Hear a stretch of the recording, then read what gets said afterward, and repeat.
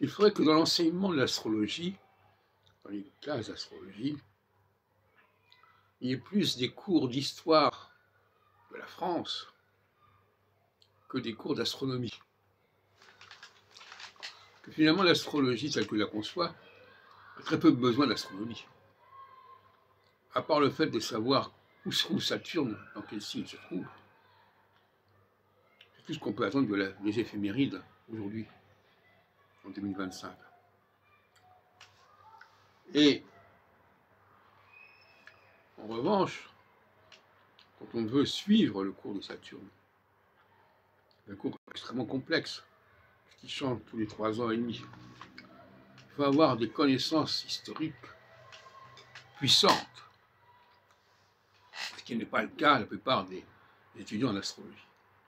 Et donc, il faudrait un cours d'histoire de la France sur des siècles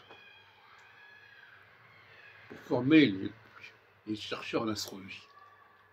Et non pas qu'ils se perdent dans des histoires d'astronomie. L'astronomie étant le 5e roue du carrosse pour l'astrologie. Étant ancillaire, elle lui donne quelques utilisations, quelques outils qui sont extrêmement faciles à gérer.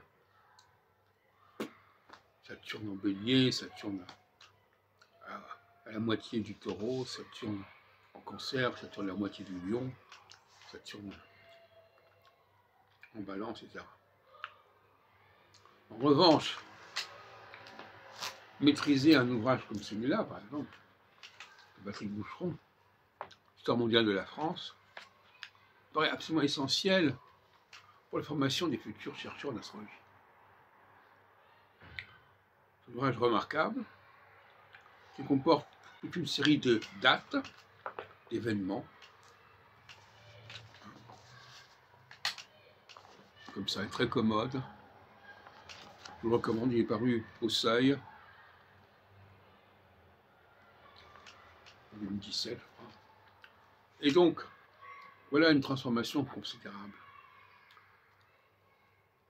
Contrairement à ce que Barbeau préconisait avec son ouvrage Les Astres et l'Histoire, 67,